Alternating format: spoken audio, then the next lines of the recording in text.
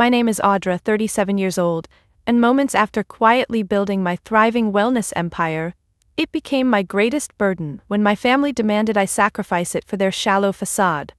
The business I'd poured endless nights, tears, and savings into became the center of a humiliating showdown at my parents' annual charity gala, when my mother, Charlene, and sister Rosalind demanded I fund yet another lavish lifestyle boost to keep up their precious public image. My refusal earned me a cold, public disowning from Charlene, her voice dripping with contempt as she hissed, "You've always been ungrateful, after all we've done for you," while the guests around us stared, mouths agape, in scandalized disbelief. I didn't burst into tears or apologize, as they clearly expected. Instead, something long dormant within me finally snapped awake. My quiet refusal marked the beginning of an irreversible shift, one that would shake the foundation of our family's carefully curated illusion forever.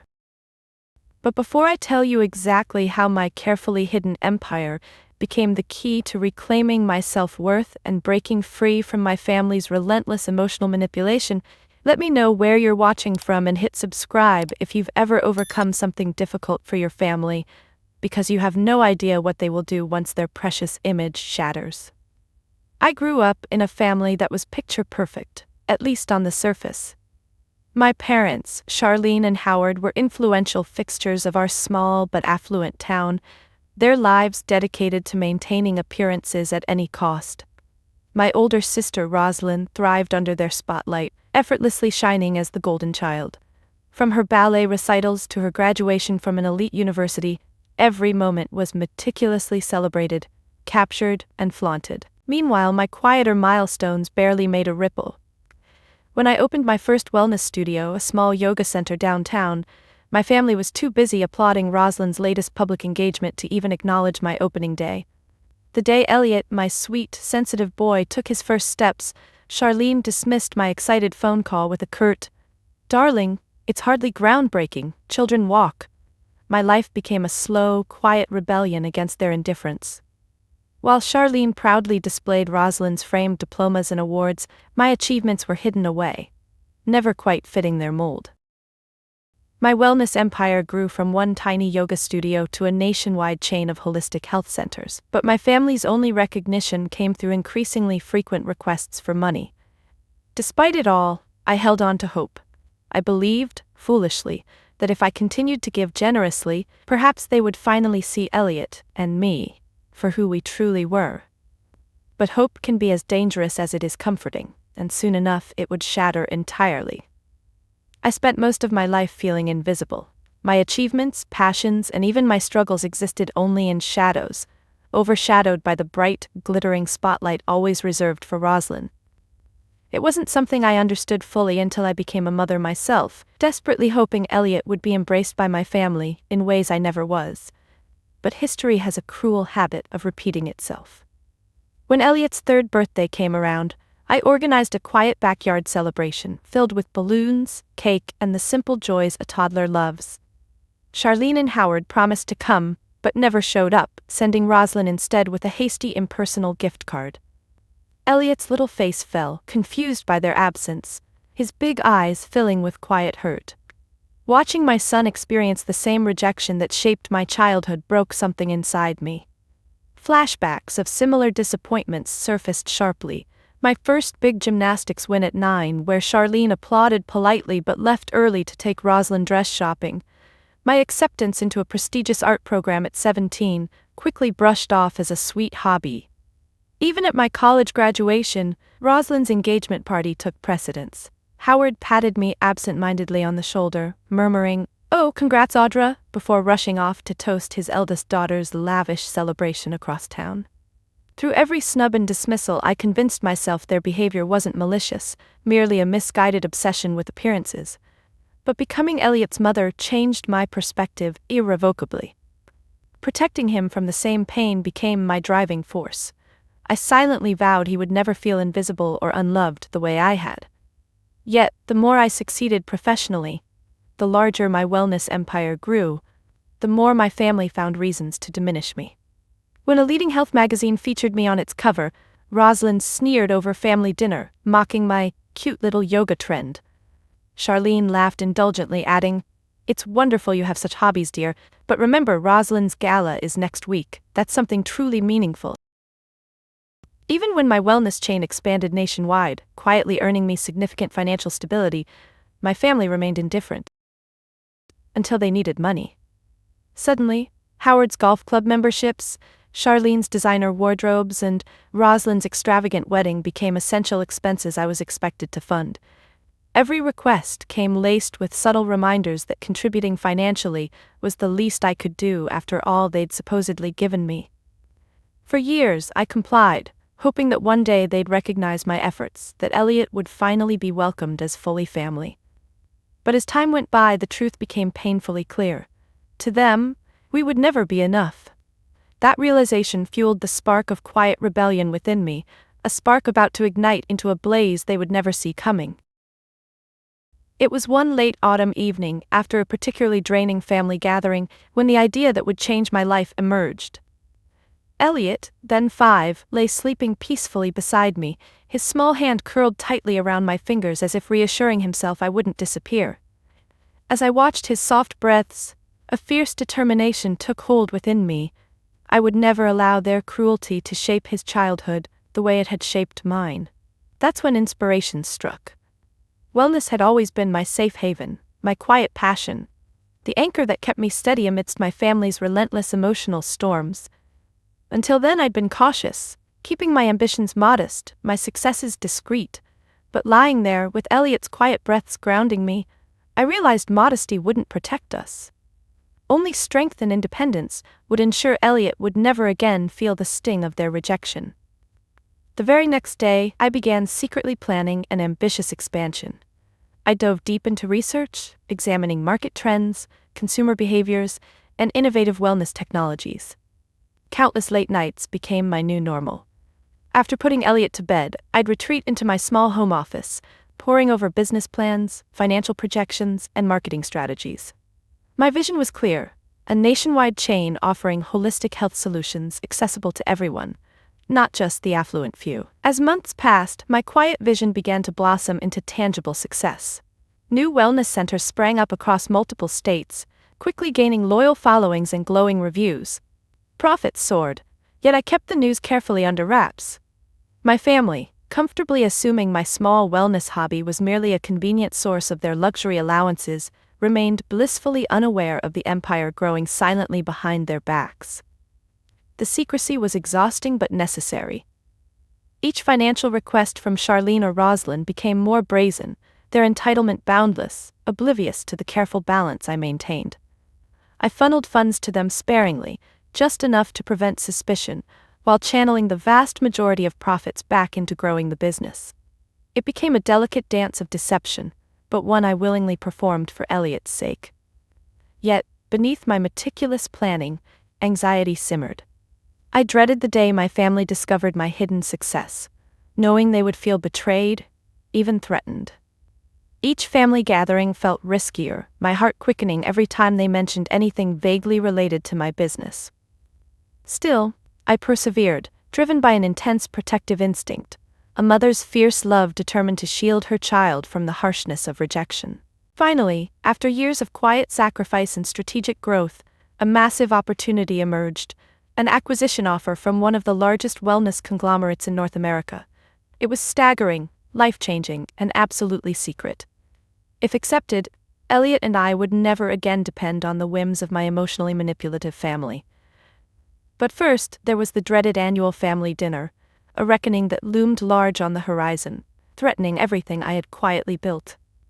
The night before the annual family dinner, anxiety gnawed at my stomach, churning restlessly like storm clouds on the horizon. Sitting on the edge of my bed, I stared at my reflection in the bedroom mirror, searching for traces of the quiet resilience I'd built over the years. Elliot played happily nearby, oblivious to my internal struggle, his laughter echoing gently through our home. My lawyer had just confirmed the acquisition deal, life-changing beyond my wildest dreams, was ready for signing. Everything I'd secretly built would soon secure Elliot's future forever. Yet, instead of pure joy, dread wrapped tightly around my chest. I knew exactly what awaited me at tomorrow's family gathering. It would be another evening of veiled insults, dismissive gestures, and probing questions designed to undermine my confidence. A familiar yet draining ritual that had become all too predictable. Charlene had already called twice that week, each conversation carefully laced with pointed reminders. "Wear something suitable, dear," she instructed, her voice dripping with subtle condescension. "Rosalind's new husband will be there, and we want to make a good impression." Translation: Please don't embarrass us with your odd career and unconventional parenting. Rosalind herself sent a text message that morning, bluntly asking if I'd finally managed to find someone presentable to accompany me, conveniently ignoring that Elliot, her own nephew, would be attending. Her constant implications, that a successful woman must be validated by a suitable partner, infuriated me, yet I bit my tongue, as always. Despite the heavy anticipation, I prepared diligently, choosing an elegant yet understated dress. Elliot proudly selected his favorite bow tie, giggling with excitement as I adjusted it. "Do you think Grandma will notice me this time?" he asked softly, eyes hopeful but hesitant, his innocence breaking my heart all over again. "Of course she will, sweetheart," I whispered, forcing a brave smile and silently vowing to shield him from further disappointment, even as I knew better. As night settled in, I stood alone by the window, staring into the darkness. My reflection blurred, distorted by years of resentment and exhaustion. This endless cycle of proving my worth, craving their approval, and absorbing their neglect had to stop. Elliot deserved better. I deserved better. For the first time, I allowed myself to imagine what it might feel like to stand firm, to refuse their demands outright, to risk their wrath openly, rather than silently enduring. It terrified me, yet a strange thrill of liberation surged alongside my fear. Could I really be strong enough to break this cycle, to finally live life on my own terms? Taking a deep, steadying breath, I felt the quiet strength inside me solidify. Tomorrow at the family dinner, I wouldn't simply endure. I'd reclaim my dignity, no matter the cost.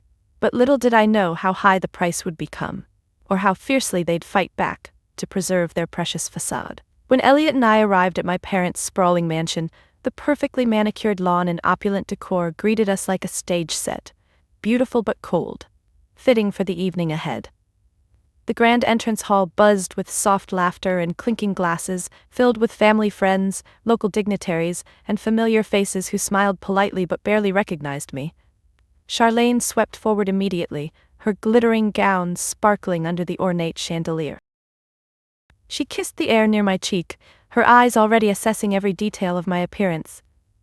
"Oh, Audra, at least you tried to dress up," she murmured quietly, her subtle dig landing with practiced ease. Then, with a glance at Elliot, she offered a tight, dismissive smile. "Elliot, you're getting tall," she said briskly, immediately distracted by the arrival of Rosalind and her new husband, Chester. Rosalind's approach felt like a regal procession. Dressed impeccably, she was flanked by friends and admirers, clearly enjoying her role as the evening's unofficial queen. Her gaze flicked dismissively over me, then landed briefly on Elliot. "Cute bow tie," she offered coolly before turning away completely, absorbed by the compliments showered upon her from every direction. Elliot's tiny hand tightened around mine, his head lowered slightly. My heart clenched in fury, my protective instincts roaring beneath my carefully composed exterior. I knelt, brushing a reassuring hand through his hair. "You look fantastic," I whispered firmly, desperate to shield him from the sting of their casual cruelty. Dinner began soon after, a lavish event orchestrated to perfection, every dish and detail meticulously chosen to reinforce the Sterling family's impeccable image. At the long table, the conversation quickly turned pointed, masked in faux concern and polite curiosity. "So Audra, still playing with your yoga classes?" Rosalind's husband Chester asked loudly, feigning interest. "Must be nice having a hobby." Several guests laughed politely, eyes flicking to Charlene for approval. She smiled indulgently. "Oh, it's sweet. Audra has always needed something simple and calming." My jaw clenched involuntarily, but I forced a composed smile. Elliot, silent and watchful, pushed his food around his plate, clearly uncomfortable. I stroked his hand reassuringly beneath the table, determined not to let their ignorance poison his spirit. The questioning escalated, each veiled insult sharper than the last. "Have you considered finding something more meaningful?" Howard probed, sipping his expensive wine thoughtfully. Rosalind's charitable foundation makes such an impact. Perhaps she could help you. Every condescending remark hit harder, peeling back layers of patience I'd cultivated over years of silent endurance. Yet I maintained my composure, aware Elliot was watching, quietly absorbing it all. As dessert was served, Charlene's voice rose slightly, clear enough for everyone to hear. Audra, dear, perhaps it's time you stop dabbling and support the family properly. We've discussed it. It's really past time you contributed meaningfully. My cheeks burned, humiliation mingling with growing defiance. But before I could respond, Rosalind leaned forward with a calculated smirk. Or is that asking too much, Audra? Her words hung in the air, heavy with contempt, awaiting my response. A heavy silence filled the room, thick with expectation, as every gaze turned toward me. My heart pounded in my chest, loud enough that I worried everyone could hear it. Elliot's small hand trembled slightly in mine, sensing the tension radiating from every direction. I drew a slow, steady breath, trying desperately to center myself amid the overwhelming pressure. I think I've contributed more than enough, I replied calmly, surprised at the strength in my voice.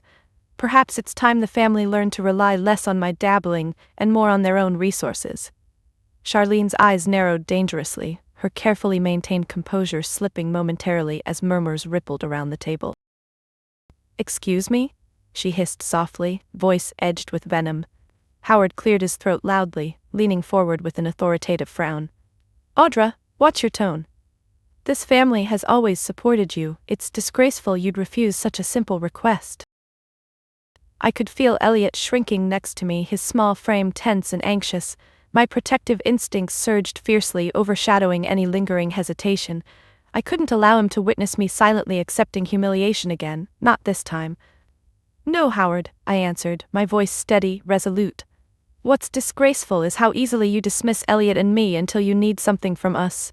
We aren't props for your social climbing anymore. A collective gasp echoed softly around the table, scandalized whispers quickly following. Rosalind, her eyes blazing with indignation, sneered openly. You are ungrateful, Audra, after everything this family has done. Enough. Charlene's voice cut through sharply, silencing Rosalind instantly. Her gaze settled coldly on me, her expression rigid, unforgiving. If that's truly how you feel, then I think we should make this official. Consider yourself disowned, Audra. You and your child are no longer welcome.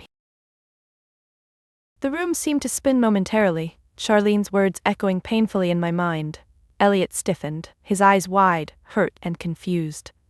I wrapped my arm protectively around his trembling shoulders, pulling him closer to me, determined to shield him from their cruelty.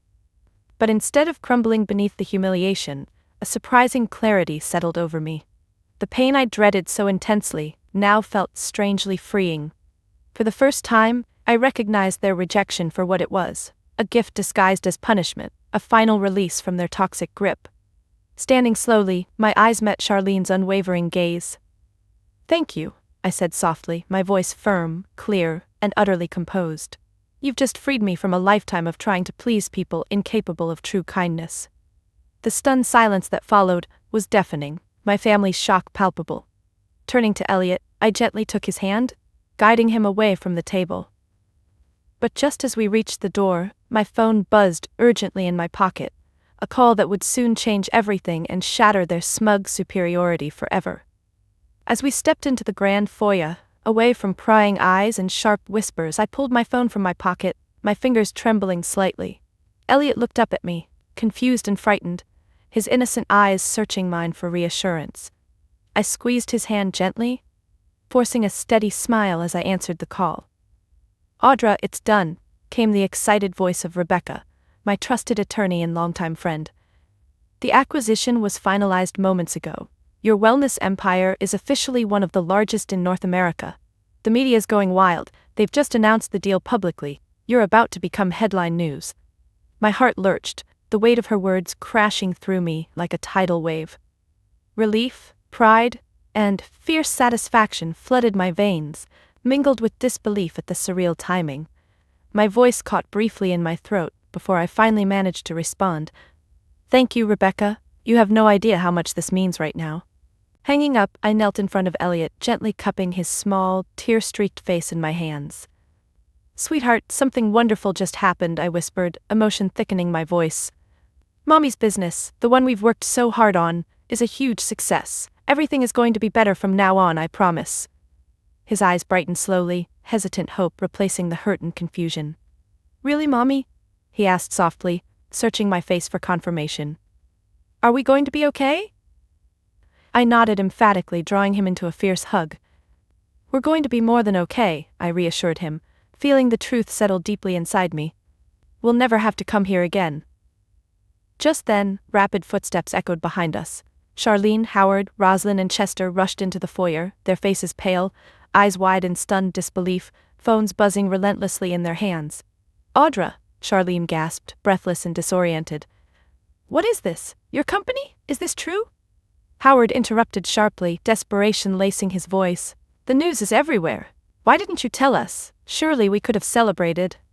"No," I replied firmly, rising slowly to my feet, Elliot protectively at my side. "You made your choice clear. Elliot and I are no longer part of your family. You decided that, not me." Rosalind stepped forward, her expression suddenly pleading, uncharacteristically vulnerable. "Audra, this changes everything. You can't just walk away from your family." I raised my hand gently, cutting her off. "It doesn't change who you've always been," I said softly, the truth radiating clearly. "Tonight showed me exactly where Elliot and I stand with you. The only difference now is that everyone else knows it too." Taking Elliot's hand, I turned away, leaving my family standing speechless and powerless, the illusion they'd built so carefully shattered at their feet. As we stepped into the night, freedom finally felt real and breathtakingly close. In the days following that night, my phone erupted with frantic calls and messages from Charlene, Howard, Rosalind, and even Chester, each filled with desperate apologies and thinly veiled pleas for reconciliation. Their sudden warmth was transparent, driven not by remorse or genuine affection, but by panic. Their carefully curated image crumbling publicly as news of my quiet empire spread like wildfire through our affluent circles. Media outlets quickly seized the narrative, lauding my silent resilience and casting harsh light on the family who had so publicly disowned the woman behind one of the most impressive wellness companies in recent history.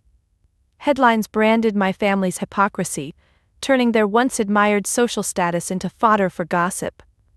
The Sterling's reputation lay in ruins, and their panic grew as they grasped at me desperately, begging me to validate them once more. I ignored them all until Charlene appeared unexpectedly at my doorstep, perfectly manicured but visibly shaken. Her eyes were red-rimmed, betraying sleepless nights and growing desperation. "Audra, we must talk," she demanded, voice brittle with forced dignity. Reluctantly, I stepped aside, allowing her entry, mindful of Elliot quietly playing in the next room. Charlene glanced briefly at him, a flicker of awkward guilt crossing her expression, but she quickly regained her composure, her tone shifting to practiced charm. "Darling, clearly things got out of hand," she began smoothly, forcing a strained smile. "We misunderstood you. This success of yours is remarkable. Surely we can repair this silly misunderstanding. You must see how important family is now more than ever." I stared at her silently, marveling at her audacity, the naked manipulation laid bare before me. My voice was calm, steady, but unequivocally firm as I responded. "Charlene, family has always been important to me. Elliot is my family, and the people who've stood beside us genuinely are my family. You chose your image over us repeatedly. That can't be repaired." She recoiled slightly, eyes widening in shock at my quiet resolve. "You can't mean that," she whispered, desperation seeping through her carefully maintained facade. "Think of our reputation. Think of your sister, your father. We're being humiliated, Audra." A surge of fierce clarity filled me. "You humiliated yourselves, Charlene, long before the media exposed it," I said firmly, voice unwavering. "You showed everyone exactly who you are. I've spent my entire life quietly enduring your contempt, but Elliot deserves better, and so do I." Charlene opened her mouth to protest further, but I gently guided her to the door, her protests fading to silence as she realized I wouldn't yield. Standing at the threshold, she hesitated, disbelief and panic etched deeply into her features. "This was never revenge," I said softly, finally closing the door between us. "It's freedom, and it's long overdue." As I turned back toward Elliot, I felt lighter, stronger, and more certain of myself than ever. The future finally belonged solely to us. 2 weeks after the explosive confrontation, I hosted a simple gathering at home. The air was thick with warmth and laughter, vibrant in a way the Sterling's lavish events never were. Friends who'd stood with me quietly through years of struggle and triumph filled my modest living room, sipping drinks, swapping stories, and celebrating not only my business success, but also the freedom it symbolized. Elliot darted joyfully between guests, smiling brightly, his laughter unrestrained and carefree, such a stark contrast to his quiet hesitation at family events. Watching him bloom so naturally, surrounded by genuine affection, lifted a weight I hadn't realized still lingered heavily on my heart. My best friend Marlene stood beside me, nudging my arm gently as she nodded toward Elliot. "Look at him, Audra," she said warmly, eyes glistening with pride. "That's the happiest I've ever seen him." I smiled softly, tears prickling the corners of my eyes. "This is exactly what I've always wanted for him, for us," I whispered, emotion thickening my voice. "Real love, no conditions attached." The evening carried on seamlessly, filled with comfort and authenticity. Friends recounted shared memories, cheered my achievements, and reminded me through their steady presence of the family I'd chosen. The one built on trust and genuine connection, not genetic obligation or social prestige. Late into the evening, Rebecca raised a toast, her voice steady, her eyes shining with sincerity. "To Audra, whose quiet courage taught us all the strength in standing firm, and whose love for Elliot showed us the true meaning of family." As glasses clinked softly, a deep, peaceful gratitude filled my chest, replacing old wounds with warmth and healing. These were the moments that validated every painful decision, every long night of hidden struggle and quiet resolve. After everyone had left, I sat beside Elliot, who had curled up sleepily on the sofa, his small head resting on my shoulder. I gently brushed his hair back from his peaceful face, my heart swelling with fierce pride and protective love. "Did you have fun tonight?" I asked softly, smiling down at him. He nodded, eyes heavy but content. "It felt like family, Mommy," he murmured sleepily, voice warm and sincere. "Like real family." My breath caught briefly, tears welling anew as his simple words resonated deeply within me. "It is real family, Elliot," I whispered fiercely, gently squeezing his shoulder. "This is what family should always feel like." As Elliot drifted into peaceful sleep, nestled safely beside me, I finally understood the immense power of choosing the family that truly loves you. For the first time, Elliot and I belonged completely, not because of shared blood, but because of shared hearts, unburdened by expectation or condition. This was our family, chosen by love, forged in truth, unbreakable and forever ours. In the weeks following our newfound freedom, establishing clear, unshakable boundaries became my highest priority. Charlene, Howard, and Roslyn continued their attempts to regain control. Phone calls, letters, even showing up unexpectedly at Elliot's school once, hoping public embarrassment would sway me back into their toxic orbit. Each desperate effort only hardened my resolve further. I swiftly changed phone numbers, installed discreet security measures, and quietly informed Elliot's teachers that no family other than me was authorized to approach him. It wasn't about anger or revenge, it was pure necessity, an unyielding shield protecting Elliot and me from the emotional harm I'd tolerated far too long. One afternoon, Howard appeared unexpectedly at my wellness headquarters.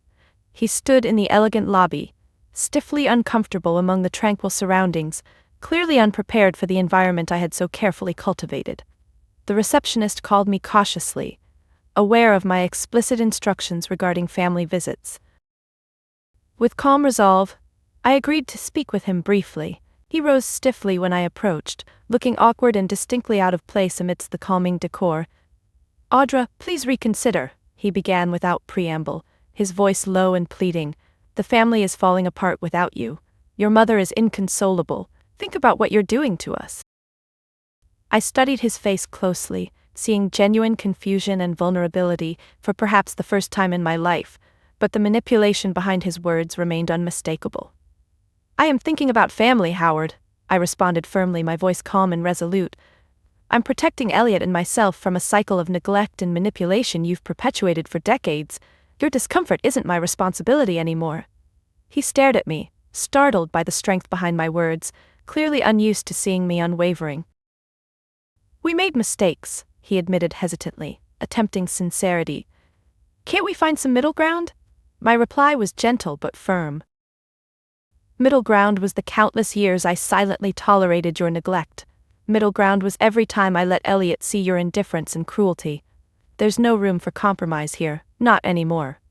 Howard's shoulders slumped, resignation creeping into his expression. "Is this really what you want, Audra?" he finally asked softly, genuine sorrow tinting his voice. I looked at him directly, clarity and peace guiding my words. "What I want is peace, Howard, and I've finally found it by setting boundaries you will never cross again." He left quietly, defeated, the door closing softly behind him. I exhaled slowly, surprised by the absence of bitterness or regret. Instead, a deep, reassuring calm filled my chest, strengthening my resolve even further. Returning to my office, I glanced at a framed photo of Elliot smiling brightly on my desk. This was our new reality, a fortress of safety built with determination, resilience, and love, a reality defined solely by us. And I vowed silently, fiercely, that I would never again compromise this sanctuary for anyone else's comfort. With boundaries secured and peace finally within reach, I turned my attention to the future. My wellness empire was thriving beyond anything I'd imagined, and suddenly I held the power to redefine not only my personal legacy, but also the tarnished Sterling name itself. It was an opportunity to transform old pain into profound healing, not just for Elliot and me, but for countless others who had silently suffered similar struggles. Inspired by my own journey, I quietly founded the Sterling Legacy Foundation, dedicated explicitly to supporting families and individuals who felt overlooked, invisible, and emotionally abandoned. We offered scholarships, wellness resources, and community support. Real help rooted not in appearances, but in authentic compassion and practical. One of our earliest projects involved creating wellness programs within local schools, ensuring every child, especially those quietly struggling, felt seen, validated, and cared for. Elliot proudly attended the inaugural ceremony, standing confidently beside me as we presented our first grants. Seeing his bright smile and the quiet pride radiating from him made every painful step of our journey worthwhile.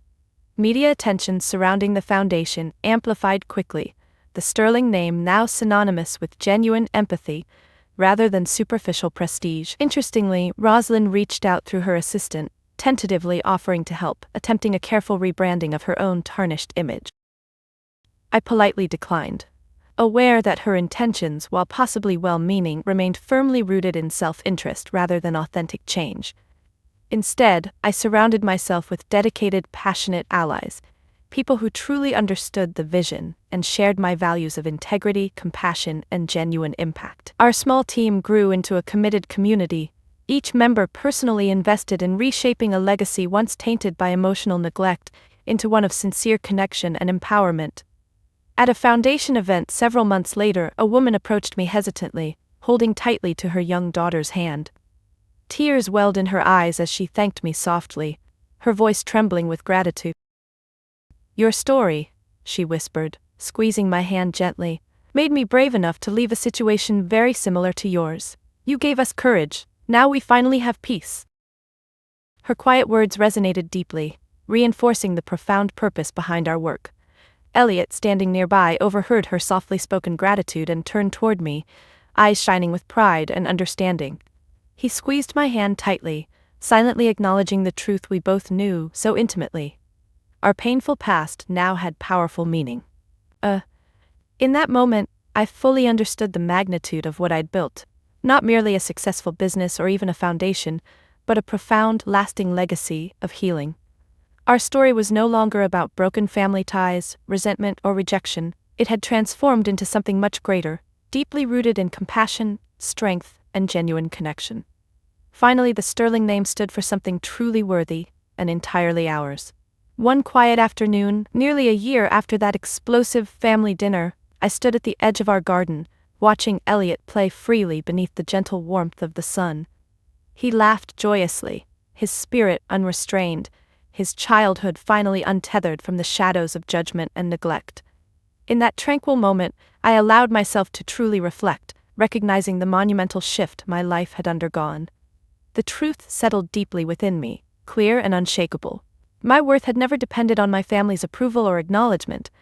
The Sterling family's validation, so desperately sought and painstakingly pursued, had always been a hollow illusion.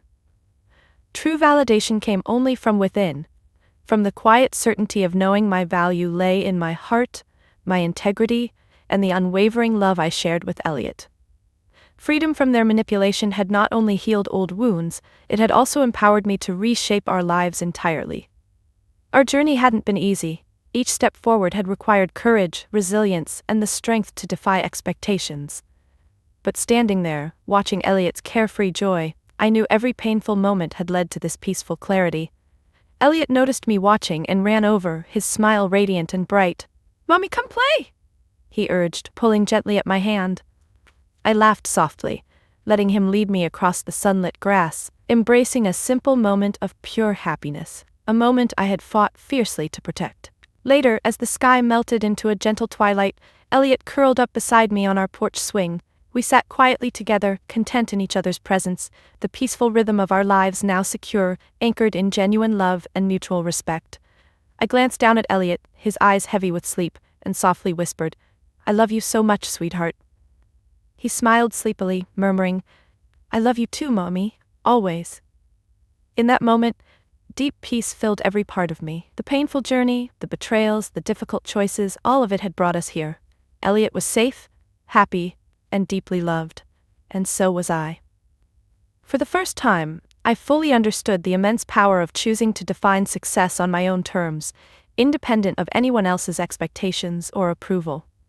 The Sterling's rejection had hurt deeply at first, but it had also become my greatest gift, forcing me to embrace my own strength, reclaim my dignity, and rewrite my story authentically. My legacy was no longer bound to the whims of others, their judgments, or their shallow approval. It belonged solely to me, defined only by the genuine love, compassion, and integrity with which I chose to live my life. And in that quiet evening moment, holding my son close, I finally knew true peace. Peace rooted firmly in self-validation, unshakable, and entirely my own. Have you ever felt trapped by expectations, or pressured to chase validation from others? If my story resonated with you, I'd love to hear about your experiences. Share your stories in the comments below. Let's inspire and empower one another. If you found strength or comfort in my journey, please like this video, subscribe to the channel, and share it with someone who needs to hear that it's okay to define success on their own terms. Remember, your worth is internal and unchanging. No one else gets to decide who you are or the life you deserve. Your story is powerful. Embrace it, share it, and never underestimate the strength you hold within yourself. Thank you for being here, for listening, and for sharing this journey with me. Ask yourself, what boundaries have you set lately? Reflect, whose approval are you seeking and why? Share your truth and reclaim your story.